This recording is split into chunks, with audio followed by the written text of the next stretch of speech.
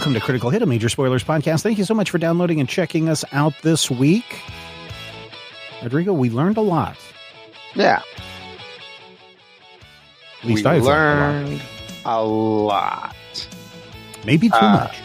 Yeah, what all did we learn? Shouldn't open a can of worms. Yeah, definitely not over your lap. Yeah, definitely. No, but what have we been learning? Well, we learned that all of the reappearances after entering the Snorlax don't occur at the same time or at the same place. Mm-hmm. And so some people are researching that. That's Dr. Bees and the Engineers, which is a great band name, by the way. Yeah, that is a good band name. And then I think Chameleon has learned some things that on the OmniNet that perhaps he should not. He's accessed secret knowledge that only the cool kids should access. He's only asking questions. I'm only asking questions. I'm doing my own research. And then somebody has like 8 hours of recording when he was only gone for a few minutes. Or 4 weeks, depending on your point of view. Yeah. Tucson learned that those critters are still around. Yeah. Well, they did. The makeshift Aces, at least. Somebody should do something about that. Anyway, after everybody kind of does some stuff, just kind of starts to get late. Not that much more to do, except, of course, for Chameleon, who always can find another rabbit hole to go down. Oh, yeah, look at this. Oh, neat. But over the next couple of days, you guys hear back from Haunted Island or Union Scientific out of Haunted Island.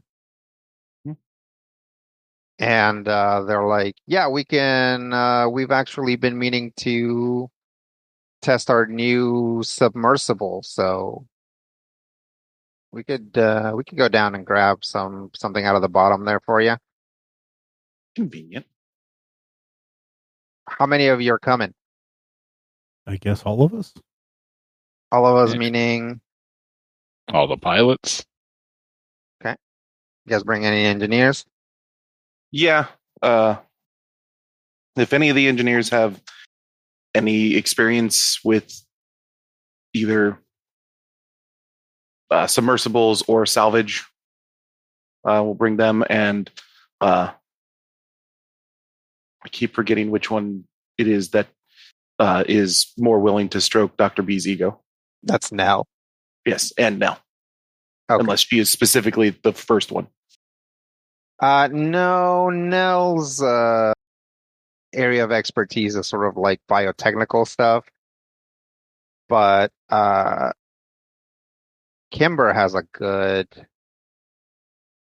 background in salvage, so she'll definitely be willing to go. Dr. Bees will explicitly request those two. Okay, so they're like, yep, let's, we can do it here in the next day or so. We've actually got a pretty good weather window, so if you guys want to come down, we'll just get that started. So we'll be there. So you guys are going to Haunted Island. What do you guys do? What do you guys bring? How are you guys preparing for this? So this is pretty deep in the ocean that we're going? Yep. So probably don't want to be extravehicular at any point on this. Probably not. Unless you've got, the proper equipment. I mean, I figure I'll bring my hard suit just in case, but probably not much else. Yeah. Hard suits will be able to withstand the pressure? Up to a certain point. Okay, I'll bring mine too. Hard suits are designed to be able to withstand stuff like that, but once you get deep enough, is like the main thing that hard suits do is actually the opposite. They allow you to operate in space, in which like you're trying to keep stuff in. So after a certain level of pressure, hard suits would start being damaged. Same thing with mechs. Like they're very resistant. You can go very deep, but after a certain point, they would start to like collapse. Okay. And apparently the ocean's pretty deep around here. So just in case, certainly bring the hard suits, right? Because, if no other reason, they're like extra protection in case something happens. All right. So you can, Captain Buckendorf will take you to Haunted Island on the shuttle. And you will be able to go to, yes, Outpost Tikal. Although Uxmal is the center for Union Science Division, it's like landlocked. So they're just going to meet you at Outpost Tikal, which is like the main military center, and you guys are going to launch from there. Outpost Tikal has some large walls around it and some big batteries that point out into the sea in case of any sort of attack. But obviously they don't shoot at you or anything because you're friends. You're able to land there. You are met by Warrant Officer Goldstein again. And she says, "Welcome, gentlemen. Welcome. So good to see you again." Yeah, hi again. So I guess you guys got the Union Science nerds up in a tizzy. So I'll just take you right over there, unless you have some other business you'd like to take care of first. No, let's go. And just as a reminder, Warrant Officer Goldstein is short, thin. She's got light skin, brown eyes, very curly brown hair, and she wears sort of a Union gray uniform. She's got like some reasonable epaulets and some insignia as well. She'll take you over to the dock, which has a weird vehicle question mark. So imagine a dome, like okay, so imagine a disc, and then on top of that disc is a dome, right? So a dome that tapers at the ends, or a disc and then a dome on top, although it's all the same material. And it's this kind of black, kind of scratchy looking metal. And then underneath it are a pair of really big humanoid feet. And then on the sides are a pair of very large humanoid arms. So this is some sort of weird submersible dome mech. It is very large. This is a size 3 mech. Cool. The stuff that's not the dome is sort of like nice, shiny, kind of titanium steel looking stuff. It has, some big fingers, and it actually kind of has its feet separated into like a big toe and then like the rest of the cluster. And there's a bunch of excited scientists kind of bustling near it. Some of them are dressed in science-y lab clothes, so lab coats and just kind of shirts and slacks and ties and stuff. And some of them are dressed in kind of like more diving suit or like hard suit looking things. But like the moment that they all see you, they all come over to you, and one of them runs to the front. It's a kind of chubbier guy in a lab coat. He's got short cropped hair, big ears, and a little kind of chin beard. And he says, Goes over to Dr. Bees and says, Dr. Bees, I presume? They have our call sign? Yes, these guys do. Yes. You are? Hi, my name is Melvin Garrow. I'm sort of the lead on the submersible project. But here, come with me and we can talk about it. Lead on.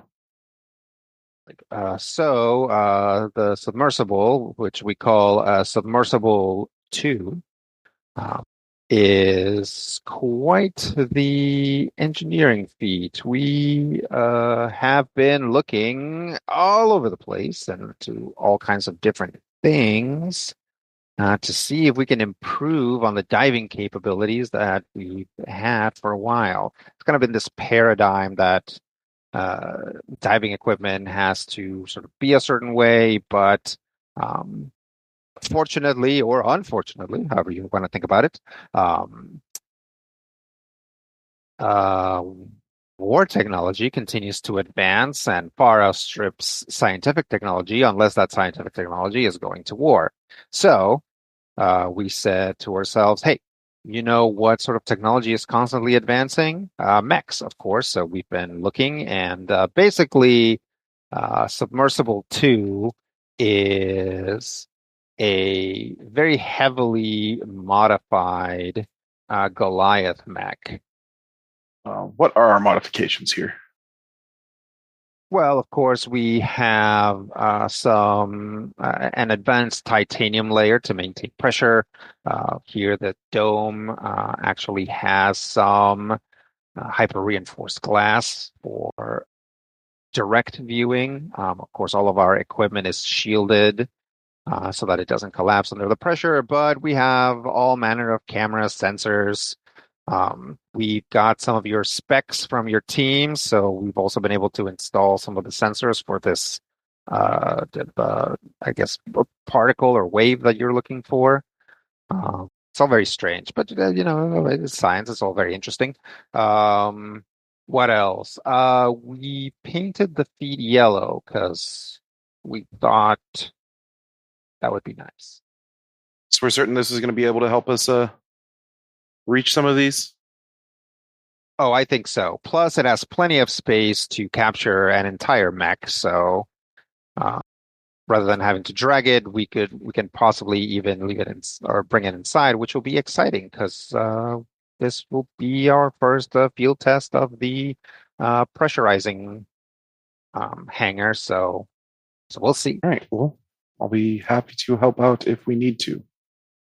All right. Well, if you'll follow me, we have not installed the lift, so it's a bit of a climb to get up into the deck. But if you follow me this way, he starts like climbing up some rungs that are built into the legs, and he doesn't get very far because he's like, we really need to like install a platform here or something, just so whoever needs it can take a rest. Not me though. I'm good to go. Okay, let's go. And he keeps climbing. I'm gonna let him get a decent lead before I start just clambering up. Yeah.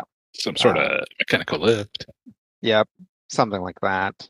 You would imagine that putting a lift in here might be an issue because of the pressures involved.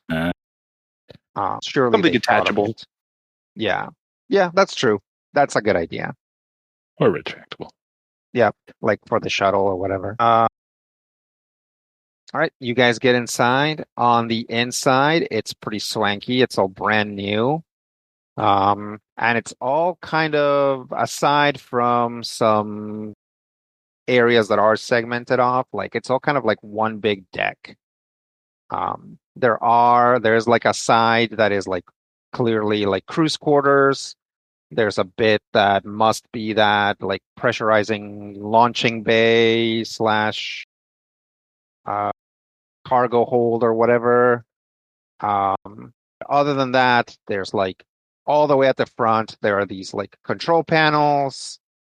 And other than that, it is pretty much just one big open dome. All right. Well, we here along the sides, we have some seats. If you'd like to strap yourselves in, we can get started. Do we have, and there's like other scientists in there already, and they're like, gentlemen, do we have permission to launch?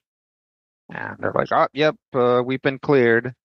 You do see one person there who like doesn't fit in, and they look a lot more like a soldier, or actually more likely, in fact, a seaman. Secured. Oh, okay. Yeah, like a Union Navy person. He like gives you a quick kind of informal salute when he sees you all. But yeah, he's like clearly the Union Navy is like, if you guys are gonna actually go into the ocean, like we need one of our guys in there. Like just please. For everybody's sake. Let the scientists run rampant with no oversight. Yeah, exactly. Right. Please? Like somebody has to be there to say, like, guys, let's think about this for a second before we literally dive in. So there's some brief checks. Check the manipulators, check the propulsion system, check the motivators, which is fun because it just kind of rocks from side to side as they lift up one leg, lift up the other one, just real quick. Like, all right, let's go, let's get in there. Full speed. Wait, no, not full speed. Let's just launch. And sure enough, Submersible 2 starts to move forward down a tapered landing and gets into the water and basically continues walking as the ocean floor descends up until about a mile out. Probably less, probably like half a mile out, where there's like a sheer drop. At which point they're like, all right, initiating full descent. And the propulsion kicks in, and sure enough, goes off the ledge, and then very slowly begins descending down into the darkness below. Dun-dun-dun. Why is the Sonic music playing in my head? The one where you're drowning? Yeah. So there, like some panels open, and you guys can see out. And you don't see a ton of marine life, likely because they're scared of this enormous thing that's like dropping into their territories. But you do catch, there are lights. They're just like flooding everything with light, kind of in searchlight style, except sideways and down. So you spot the odd like copepod type thing as you go farther and farther down. And after a while, they say, all right, I think we may have a hit. Let's head over there. We should be close to the ocean. Okay, we're at the ocean floor. I would have liked some warning, Kevin. Thank you. All right. Yeah, let's proceed. And yep, this thing just starts like walking along the bottom. Oh, very interesting over there. There's some sort of I think that's some sort of whale fall. You can see all kinds of organisms feeding on the carcass of a large whale. Very important for the ecosystem down here. And over here, that's just like a perfectly spherical chunk of tungsten. Why would that be here? Very interesting. Somebody make a note of that. Okay, all right. And then, like, sure enough, as you guys continue to travel towards the front, you can see the silhouette of a mech appear. We should, yes, let's line it up with the with our docking bay and see if we can ratchet it up and getting into the pressurized room. The mech starts moving and somebody's like, wait, hold on a second. I'm getting something over the radio. Like, on screen. Wait, not on screen because it's a radio. Just play it. And you hear a little weep and then a hiss. And then somebody is like, I don't even no longer cannot even understand what is it that I don't could potentially even could, and it just kind of like goes on like that. Melvin is like, wait, Absub's old name was Melvin, wasn't it? Yep. Okay. Well, that's a coincidence, I guess. Popular name. Or is it? Or is it? Yeah, don't read into that. I just forgot. Yeah, chameleon. Yeah. That's definitely going Chameleon's notes. Where's that coming from? Like, I think it's coming from the mech. Like, there's someone in there. How long has this one been down here? Well, it's been 4 weeks at least, plus a few more days to kind of get this together. Huh. So this one popped up basically immediately. I mean, that's a good point. I guess, yeah, we'll say this one has been here for at least 2 weeks. Because you would have more or less known when it popped up. So yeah, I will say it's been 2 weeks for this one. Yeah. Yeah. So the first thing Dr. Bees does once we get the radio signal is check to see the timing on this, and then let them know it's a rescue mission. Okay. Yes. Hello. This is Submersible 2. Please come in. And then, when the moment he lets go of the button or whatever, opens it up again, he just hears like, blah, blah, blah, blah. Yes. Hello. This is Submersible 2. This is a rescue mission. We can get you out. You just need to. We'll help you. And then again, he lets go. It's like, is it even possible that we even could potentially know? Just on and on. Just inform him we're bringing him on board. We're bringing you on board. Please stand by. You'll be brought into a pressurization chamber, so it will be a little bit of time, but we'll get you out as soon as we can. And then he kind of looks around, and I was like, yeah, go. And so they do line up the mech they line up the submersible over the mech, lower down some cables that hook onto it. They have like a little controller that allows the cable, like the cables are kind of like self-motivated. So they grab onto the mech and they begin pulling it up into the docking area, which they've already sort of like pressurized. There's like a camera in there. You can see they close the bottom, and then they're like beginning depressurization. This is going to take a few hours. Should we be worried about this person? We didn't bring any weapons. I brought my weapon. So I'm going to look to the seaman. I mean, I've got my service weapon. That'll be enough. He's been trapped down here for a couple of weeks. Frankly, I'm surprised he's conscious. That sounds like barely conscious to me. No saying what he might do. I'm thinking we approach this cautiously but friendly. Yeah. All right. And I'll look to anybody else who can actually pull off friendly. Yeah, I can give it a shot. Yeah, Tucson's probably the best. Yeah. Okay. Fumble around in my hard suit for a moment and find some of the honeycomb that is almost certainly in there. Yep. And hand a couple of bars to Tucson. Nah. Oh, look, the engineers rigged up a little thing that prints out labels for it now, so it even says what kind it is.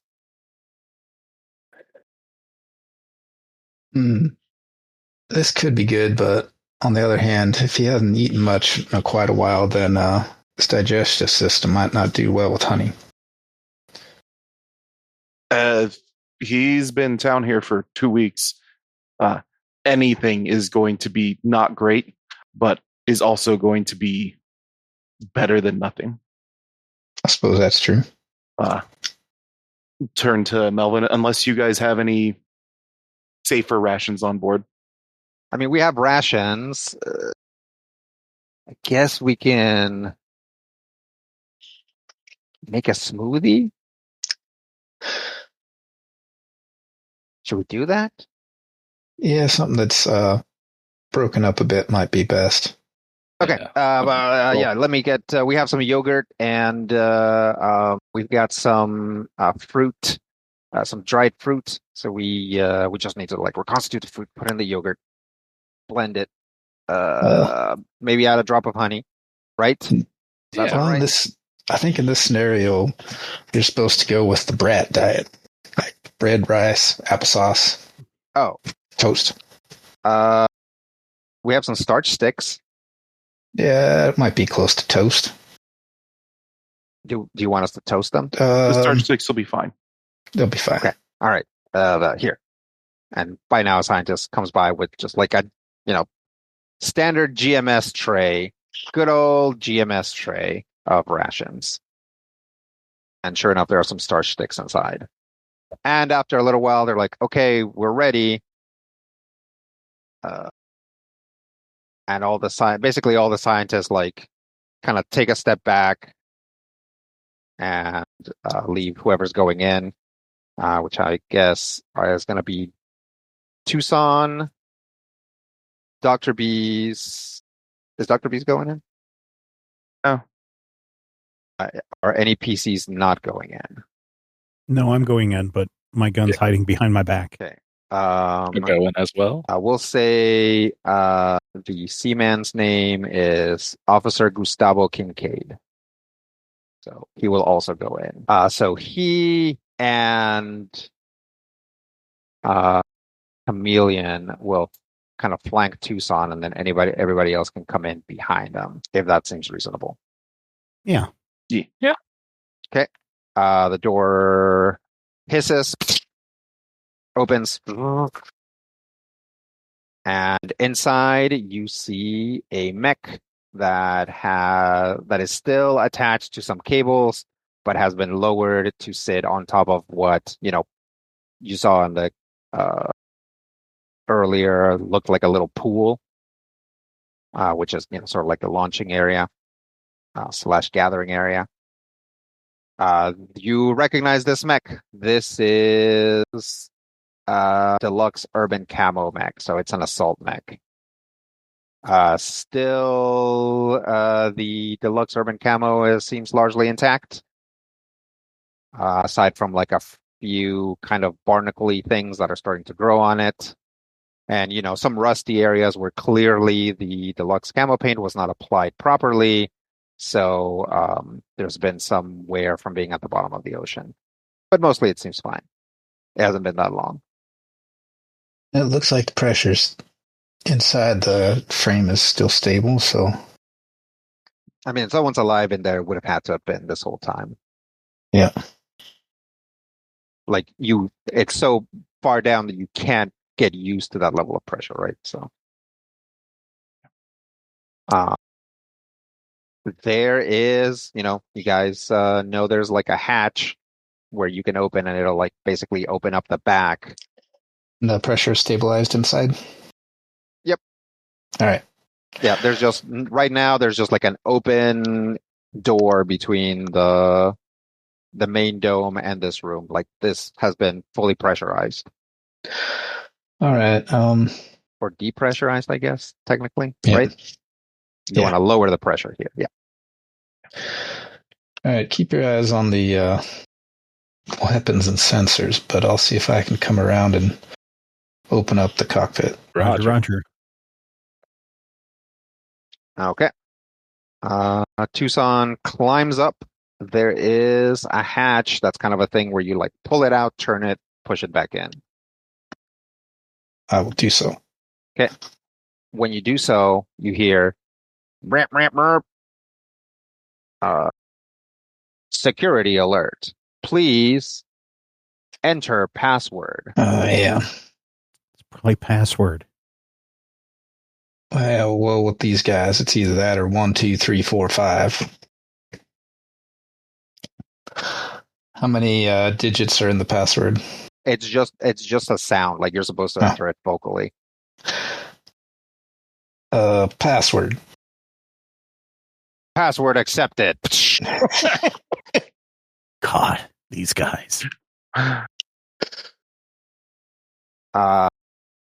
This thing opens. Again, there's a little bit of a hiss, but like the pressure differential isn't that big. And sure enough, the full cockpit opens, at which point the pilot's chair kind of rotates around and comes out. And there is no one on the chair. Turn and look at everybody else. What? Wait a minute. Once you're there, you can hear that voice still. Like climb inside the cockpit and see if he's maybe sitting underneath the console or something? Yeah, could be. But he is in fact not there. But when you look around, you see a screen, and on the screen, you see a shot of the pilot, and you turn around, it's like, yep, it's just a clean shot of the pilot in the chair, going like, what is even, well, how could, like, if I was to, what would even, what would the point be if I think he looks like really frazzled. And he's just kind of doing that for a while, but it's not a loop. It was like a ongoing recording, at which point he, like, after a while, he like kind of takes off his harness and he's like, I'm gonna try it again.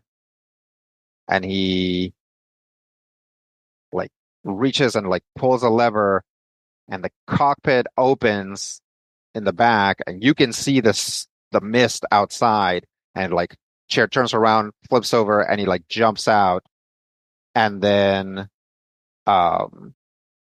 there's a flicker in the video, and then it stops, and then it says replaying, and then it starts playing over again, and you see the guy sitting there in the chair, and he's like, what happened? Where am I? I gotta get out of here. And he like opens the thing, cockpit opens, the Snorplik mist jumps out.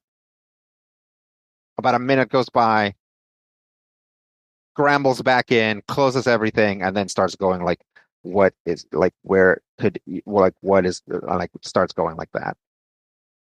Oh my. I think this fellow climbed out inside of the mist you were describing there, Bandwidth. What happened to him? I think he's still out there. But I can hear him. Yeah, this is just a recording. That's not good. Yeah. Wow.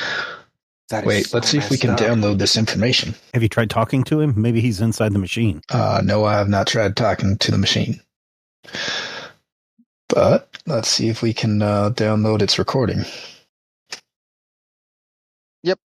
Once you're inside, absolutely nothing is password protected or encrypted, so you can download any readouts or sensors or recordings or whatever you want. All right, I'll start doing that. Okay. It doesn't take very long. You got it. All right, Doctor, if you want to take any scans or anything, it's all yours. Come on, team. They, like, sure enough, go through, scan basically every inch of the mech and the cockpit with various instruments very carefully. Now that they're doing science at something, they're a lot better than at being like bold explorers traversing the deeps. Once it's like, oh, good. Now it's time for, not that being a bold explorer exploring the deeps isn't itself science, But these guys are definitely a lot better at this than they are at traversing the hoops. Maybe they should like just get a pilot for next time. That's why we were here. Officer Awesome. Kincaid is like, you guys run into this kind of stuff frequently? I'd say not too frequently, but coming a little more common. More frequently than I would like. Double for me. Kind of messed Literally. up. Well, it's all above my pay grade, so it's all classified, so you guys don't have to worry about that. But yeah, this is kind of strange. Hey, I'm sorry, your call sign is bandwidth. Yes. Has anybody ever told you that you kind of look like Mortar Man? I don't know. I heard that one before. Yeah, you know Mortar Man, right? Like there was like some during the attack, there was like some guy who was like attacking the mechs directly with a mortar. There's like a big mural of him now up in Chelem. Oh, interesting. Anyway, it's just like your hair. Your hair kind of looks like him, but I'm sorry, I'm sure you get that all the time. Thanks, I suppose. Yeah, that guy's a hero. All right. Does anybody do anything else while the scientists are sciencing at the thing? Kind of mess up my hair when no one's looking. No, I think I've done everything I needed to do here. Okay. Yeah. Now Dr. Bees will be knee deep in the scanning and whatnot with the scientists, especially trying to see if the explicit goal of retrieving this is available. Yes. Tucson was able to retrieve all kinds of relevant information, so you know that there is some sort of device that was on the same network as this device that is very likely like a modern computer rather than the ancient technology of the Oxbow Empire, like a modern computer that was like tied to the Snortplek. Must sit down with bandwidth and see if we can't reverse engineer some of the specs so we have a better chance of tracking this thing down. Okay. Yeah. He is definitely more the computer than Dr. Bees is. Yep. And you guys can get a console and start working on that. Anybody else doing anything else while this happens? I think extreme exhaustion has overtaken Chameleon. And so he's going to use this as a time to kind of curl up somewhere and take a nap. Okay. Dr. Bees and Bandwidth are able to figure out maybe if this computer appeared, where or how it would then attempt to communicate, and thus might be able to cross-reference it with your files to see if it has already appeared and where. Takes a little while, but you guys aren't going anywhere. Even if you were servicing, which you're not right now, it's going to take hours. But you do find where it most likely appeared. It most likely appeared somewhere in the vicinity of Mohan Garden. That's a problem. That's problematic. Maybe I can get some. Maybe if the Empire doesn't know what this stuff that's appearing is, because the Snortplek was at a facility that wasn't explicitly Empire controlled. Correct. We can convince some people at the university to requisition it. Okay. And for a study to figure out what this strange phenomenon is. And I can get my guy on that. Okay. Sounds like a good idea.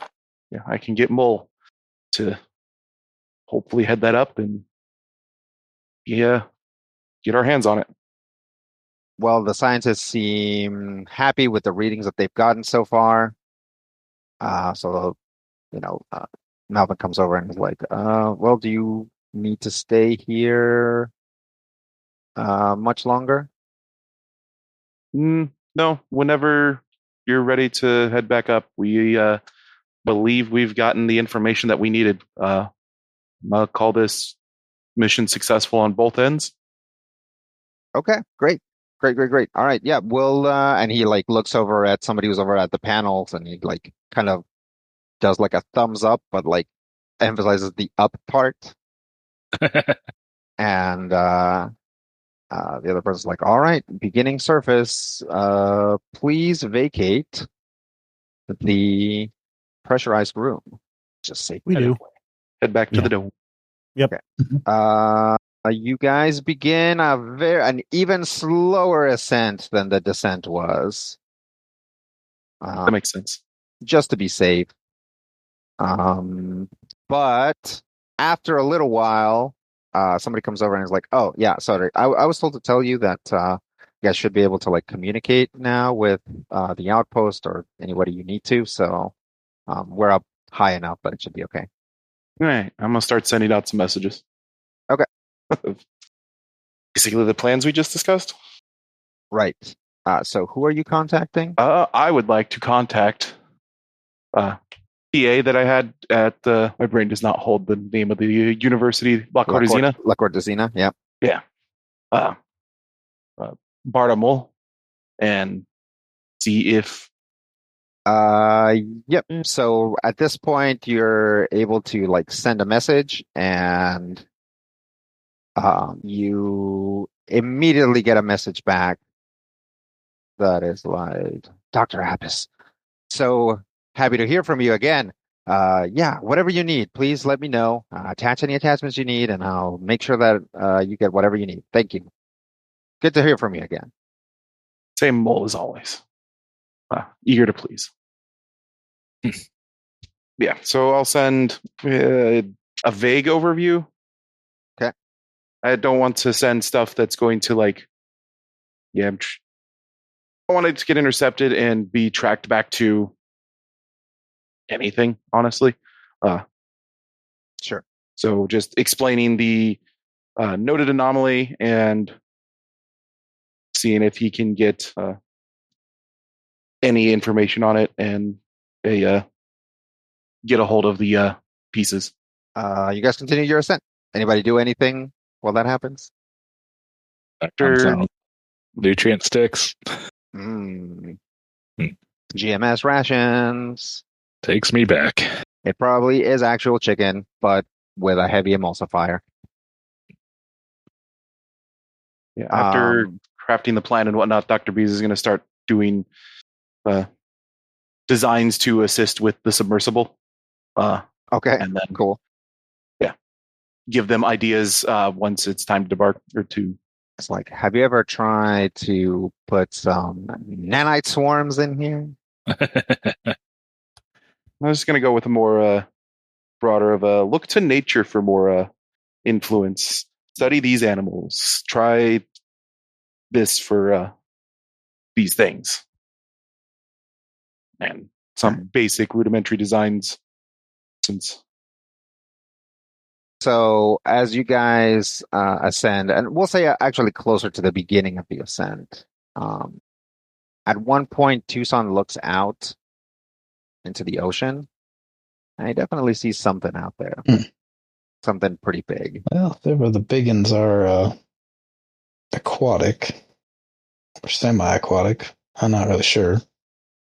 Hey, we got a sonar on this thing? Yeah, of course. Yeah, what's that moving over there? Like, does it order beep, beep, beep, beep, beep, beep, beep? Nothing. It's gone. Huh. Well, maybe I'm just looking for patterns, seeing stuff in the midst of the ocean. Oh yeah, that could be. There's a whole complex that goes with that, especially if you've increased the pressure drastically. You see, what ends up happening to the brain? Yeah, just like that. As you guys are getting close to the surface and also moving closer to the shelf, the continental shelf, that is, Dr. Bees gets a message back. It is a voice recording of Bartamol, and it's like, Dr. Abbas, oh, it's bad. It's bad. We just talked to our colleagues in Mohan Garden. Anything that's coming out of these weird, we're calling them the zappies. Anything that comes out of the zappies, the army is supposed to gather up and send it directly to the capital. So if they found something, then it's probably being put on a train right now to head over. I'm immediately going to send that up to headquarters. You get a message back from Red Iron.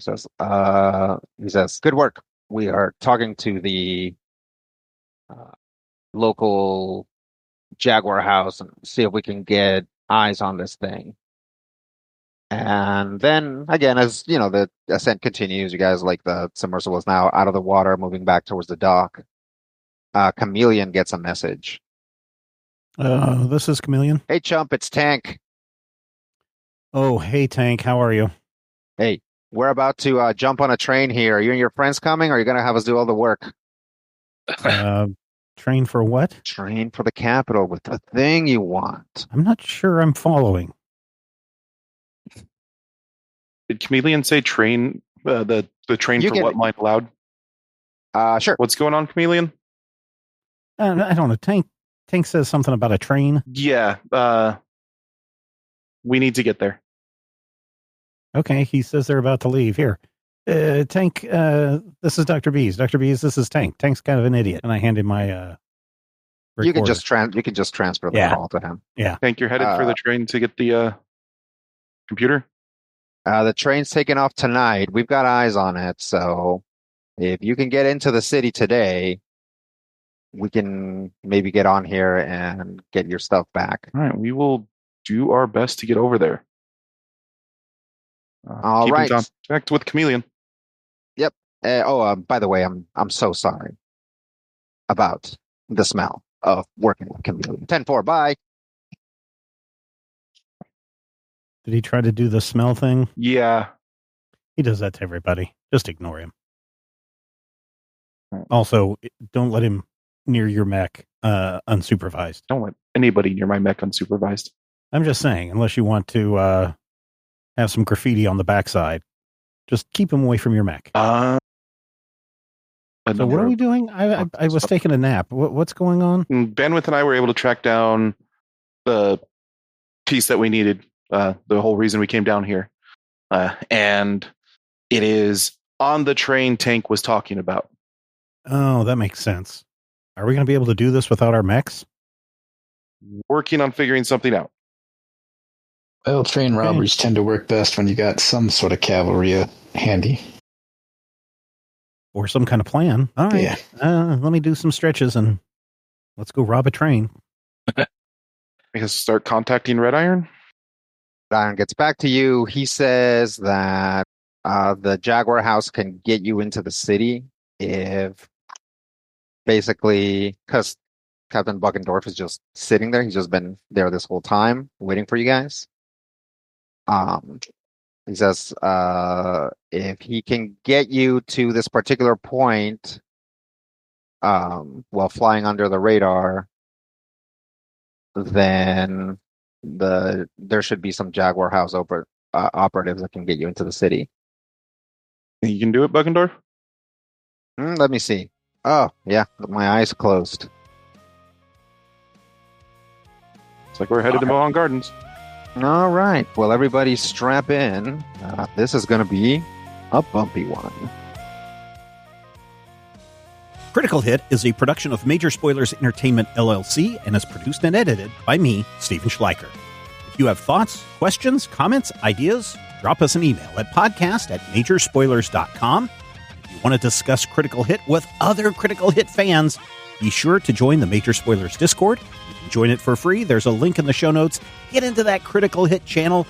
Talk to your heart's content. If you're looking for character sheets, we've got those too. Point your browser to patreon.com/Major Spoilers.